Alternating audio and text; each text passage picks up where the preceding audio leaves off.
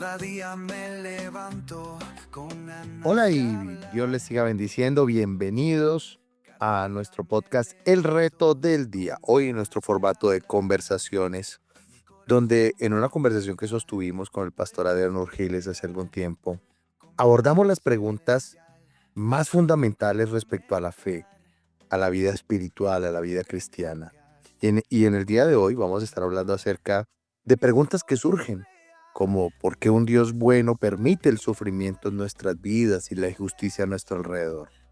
Otra pregunta que vamos a estar resolviendo es si es posible perder la salvación una vez que la hemos recibido.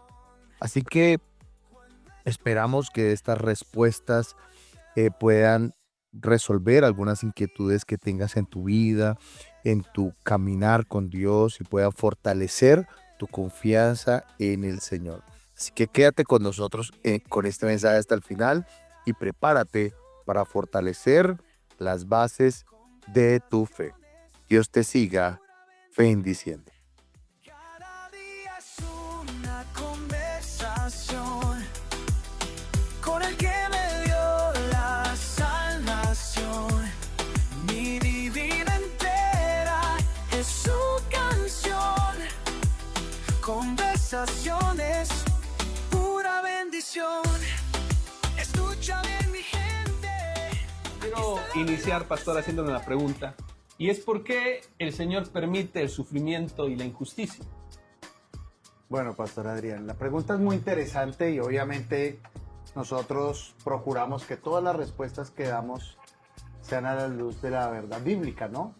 Hay una escritura que se encuentra en 2 de Timoteo, capítulo 3, versículo 16, que dice: toda la escritura es inspirada por Dios y útil para enseñar, para redarguir, para corregir, para instruir en justicia, a fin de que el hombre de Dios sea perfecto, enteramente preparado para toda buena obra. Y me gusta empezar con este versículo porque obviamente el ser humano y todo lo que son sus manifestaciones, las situaciones particulares y generales que vive el ser humano, deben encontrar su respuesta y su explicación a la luz del diseño divino. Dios obviamente nos diseñó y al entender nosotros el diseño de Dios y cómo funciona la vida espiritual y cómo la vida espiritual trasciende la vida práctica, esto nos debe llevar a entender nosotros que las respuestas que necesitamos están en la palabra de Dios. Sobre todo en una humanidad y en una sociedad que trata de encontrar respuestas en todo. A todo. Y a todo, pero en fuentes equivocadas. Se busca en las religiones, se busca en el doctor Google. Por ejemplo, a una persona le duele algo y ya, ¿por qué me duele la espalda? La inteligencia artificial. La inteligencia Hoy está de artificial moda. actualmente. Y por eso necesitamos nosotros encontrar las respuestas que requerimos en la palabra de Dios. Y esta es una de las preguntas, digamos, que con más frecuencia las personas nos hacemos. Van a hacer así. Y es la causa y la razón del sufrimiento. Pues porque esto nos habla obviamente de la naturaleza de Dios o el carácter de Dios. Nos habla acerca de la naturaleza humana. Y nos habla también obviamente del origen de la maldad. Tenemos que abarcar todas estas Todos los temas para poder estos tres responder. puntos para poder responder eso. En primer lugar, nos habla del carácter de Dios, de la naturaleza de Dios. La Escritura dice que Dios es bueno. La Escritura dice que Dios es luz y que no hay ninguna tinieblas en Él. Esto significa para nosotros que el mal y la maldad en ninguna manera tiene un origen en Dios. Ninguna En cosa ninguna mala. manera, la Biblia dice en Santiago capítulo 1, dice que toda buena dádiva y todo don perfecto desciende de lo alto, El Padre de las del luces. Padre de las luces. Es decir, todo lo bueno proviene de Dios. Luego, tendríamos que formularnos nosotros preguntas, ¿no? Por ejemplo, ¿la enfermedad es buena? ¿O la muerte es buena? ¿O las pérdidas y el sufrimiento, el dolor, la pobreza, la violencia son buenos? Obviamente no. Entonces aquí tenemos que ir, desescalar. En primer lugar, comprender que todo lo bueno proviene de Dios. Pero entonces hay otras dos dimensiones que debemos comprobar. Por un lado, entonces la naturaleza humana, y por otro lado, pues lo que es las implicaciones y el origen del mal. La naturaleza humana, la Escritura dice en la carta a los Romanos, tanto en el capítulo 3 como en el capítulo 6, que toca el tema del pecado. Dice Cinco por también cuanto, lo menciona. exactamente, por cuanto todos pecaron y están destituidos de la gloria de Dios. Esa destitución de la gloria de Dios significa una desconexión de la bondad, de todo lo bueno de Dios. Una separación. Una separación. Es como nosotros en este lugar. Nosotros en este lugar estamos resguardados de la lluvia, del sol, etcétera. Pero una vez estamos fuera, estamos expuestos. Y entonces estamos expuestos al clima, estamos expuestos a una cantidad de cosas que no lo estamos aquí. Al ser el hombre destituido por el pecado, obviamente está expuesto a toda clase de naturaleza contraria al carácter bondadoso de Dios. Y aquí es donde tenemos que entrar a tocar al origen de la maldad. Así es. ¿Y cuál es el origen de la maldad? La Escritura nos habla acerca de que obviamente el pecado es una manifestación de la maldad. Pero la Biblia nos habla del origen de la maldad en un ser que para Romanos nosotros... 5:12 lo menciona. Exactamente, que para nosotros es llamado diablo, Satanás, los judíos lo llaman Oxatán, que significa en otras palabras el adversario, el enemigo. Por eso Se opone los al creyentes propósito. hablamos del enemigo. El enemigo sabe y el diablo sabe que no puede contra Dios. Y por eso el diablo ha enfocado todas sus baterías, todo su arsenal contra la creación de Dios. Contra la creación, digamos, podríamos decirlo en un sentido práctico más perfecta, que es el hombre. Perfecto en el sentido en que el hombre es el único que fue diseñado para tener comunión con Dios. Fíjate que Y que se le ha dado el privilegio también de arrepentirse y de es buscarlo. correcto. Fíjate que las plantas, por ejemplo, no pueden tener comunión con Dios. Los animales no pueden tener comunión con Dios. Por eso hablamos de que el hombre fue el único creado a imagen y semejanza de Dios. Sí. Entonces el diablo, al no poder destruir a Dios, obviamente porque Él es omnipotente, su gloria llena los cielos, la tierra, entonces el diablo se levanta contra la creación y más perfecta creación que somos nosotros. Porque al destruir el carácter del hombre, esa naturaleza divina que fue impresa en nosotros, obviamente por extensión el diablo eventualmente, y como lo estamos viendo en la actualidad, logró destruir la naturaleza, los animales, todo lo demás, toda la creación de Dios. Luego, Pastor Adrián, tenemos que aclarar que el bien proviene de Dios y que la maldad, el sufrimiento, el dolor, las dificultades vienen del hombre, del porque no estar con Satanás se revela contra el hombre. Satanás atrae al hombre en Génesis capítulo 3 para que se rebele contra Dios. El hombre recibe una naturaleza caída, ya no una naturaleza santa, gloriosa, sino una naturaleza caída. Y al tener una naturaleza caída, sale de la protección de Dios y queda a la exposición.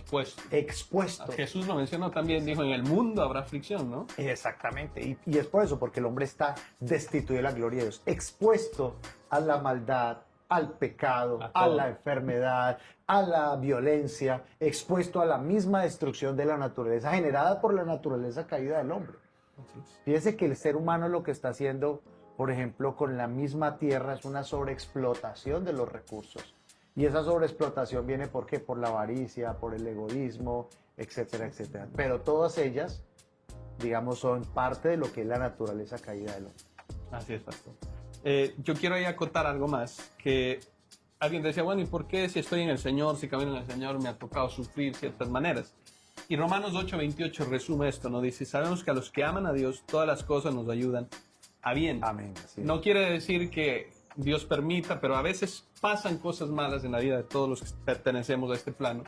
Y yo lo comparo como un escultor en el cual está golpeando la pieza de mármol, está puliéndola, pero está formando una escultura gloriosa, valga la redundancia. Así es. Entonces, a veces nosotros no entendemos que a través del sufrimiento, Dios lo permite en ocasiones, también para forjar en nosotros el carácter de Cristo. Así es, así. Y hay quienes llaman eso el sufrimiento redentor, es decir, que a través de él vamos aprendiendo, se va forjando nuestro carácter, vamos aprendiendo a depender de Dios, vamos encontrando respuestas Nuevos en Dios, niveles de fe. nuevos niveles de fe, propósito, como dice Romanos 8:28. Es la gran lección que nos deja el libro de Job. Así es. Y es más, eso iba a mencionarlo. Jesús mismo estuvo expuesto al sufrimiento. Puesto al sufrimiento. Y fíjate que no fue por causa de su pecado. No fue por algo que él había causado, Exacto, exactamente. sino por causa de nuestro pecado. Pero Así entonces es. fíjate cómo la Escritura lo encierra todo bajo pecado, que es lo Así que nos es. dice la carta a los romanos, que Dios lo encerró todo bajo pecado. Y lo encerró todo bajo el pecado con un solo propósito. Y era que Qué pudiese bacano. perder el pecado, el poder sobre el hombre a través de la sangre del Señor Jesús. Genial, espectacular.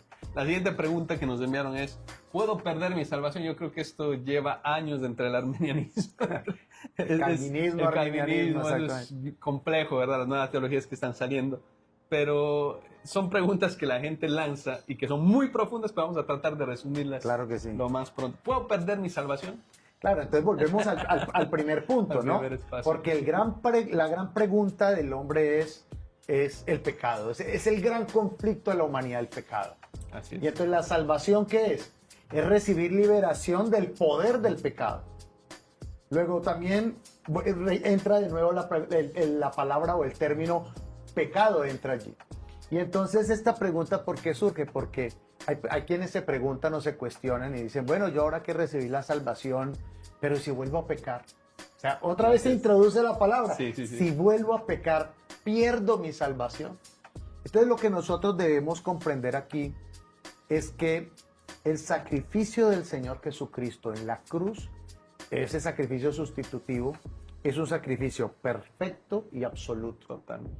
¿Qué significa perfecto? Significa que No le no hace se le falta puede nada. añadir nada. No le hace falta nada. El Señor en la cruz llevó todos nuestros pecados. De hecho, la Escritura no dice solo que cargó nuestros pecados, dice que se hizo pecado. Así es. Es decir, él tomando esa forma nuestra, humana, física, limitada, murió en la cruz para cargar todos nuestros pecados allí. Ahora, al entender esto, y luego nos da el Espíritu Santo, él mismo dijo que íbamos a Nos sella recibir con al el Espíritu Santo. Aquí tenemos que hablar también de lo que es el nuevo nacimiento. ¿Qué es el nuevo nacimiento? ¿Por qué es necesario el nuevo nacimiento? Porque el hombre, al estar en Adán, y esto lo menciona la carta a los Hebreos, por Sí. ejemplo, y la misma carta a los Romanos también, el hombre, al nacer de Adán, de la primera forma, que es la forma pecaminosa, entonces nace con una naturaleza pecaminosa, es decir, Por eso tenía que venir, dice la Biblia, el segundo Adán, ¿no? gobernado por el poder del pecado. Y nadie pudo destruir el pecado, no lo pudo Noé, no lo pudo Moisés, Abraham, David. no lo pudo Moisés, no lo pudo David. Tuvo que venir el Señor Jesucristo y romper el imperio del pecado. El imperio del pecado. Ahora, cuando el Señor Jesucristo ascienda a los cielos y viene el Espíritu Santo viene esencialmente a morar en nosotros, pero también para transformar nuestra naturaleza. Ya no para que tengamos una naturaleza pecaminosa en Adán, Cristo, sino una nueva naturaleza. una nueva naturaleza segundo Adán. en Cristo, en el segundo Adán, Así es. que es en Cristo. Y esa naturaleza en Cristo es una naturaleza que vive sobre el poder del pecado. Aquí tenemos que aclarar que una cosa en la Escritura es pecado y otra cosa es pecados. Pecado es de naturaleza y pecados es de acciones, etc. Así es. ¿Qué significa esto para nosotros? ¿Que los hijos de Dios podemos pecar? Claro que podemos pecar, pero pecamos por acciones, no porque sea nuestra naturaleza. Así es. Porque ahora, como lo dice Pedro en su primera carta, nosotros ahora somos partícipes de la naturaleza divina. Esa es la esencia de la vida cristiana. Es imposible, digamos que hay gente que dice, no, yo soy cristiano, pero soy pecador. Es una contradicción en sus claro, términos. totalmente. No puedes decir que estás en Cristo, pero que sigues teniendo una naturaleza pecaminosa. Hay una contradicción en los términos. Porque ahora somos partícipes de la naturaleza santa de Dios. El pecado ya no tiene poder en nosotros. Dicho eso, ¿por qué el pecado no tiene poder en nosotros? Porque recibimos la salvación. Recibimos a Cristo en nuestro corazón. La pregunta es, si Cristo viene a nosotros y entra a nosotros, entonces Él puede volver a salir. La Biblia en muchos de sus apartes nos dice que no. Y ahí es donde hay quizás pasa la confusión, que mucha gente dice, pero el que persevere hasta el fin será salvo. El que, ¿verdad? El que guardemos esta salvación tan grande, pero me gusta mucho esta frase que dice, el salvo no persevera para ser guardado, persevera porque ya es guardado. Que ya es verdad, amén, así es. Entonces es muy interesante porque aquí entra este conflicto que ha tenido muchos años. Hay que guardar la salvación, hay que cuidarla. Yo creo que nosotros ya tenemos la salvación, pero debemos vivir cuidándola, no debemos vivir como si se perdiera, si se quiere mencionar así. Es correcto, ya siempre lo hemos dicho, que nosotros como creyentes debemos creer que la salvación no se pierde, pero vivir como si se perdiera. Así es. Porque esa es la esencia de lo que es el nuevo nacimiento. Hay quienes toman la carta a los hebreos, por ejemplo, que es imposible, los que un día gustaron del don celestial, probaron de las promesas de vidas y recayeron. Dice, es imposible que sean renovados de nuevo, Sí, sí, etcétera. Y hay quienes han interpretado eso como una pérdida de la salvación. Pero si tú te das cuenta, en esta escritura no está hablando sobre salvación. No está hablando, el contexto no está El hablando contexto de no eso. está hablando de salvación.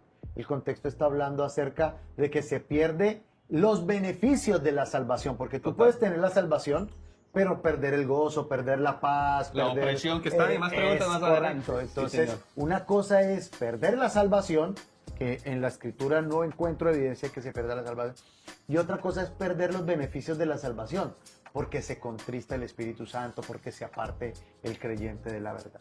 Genial.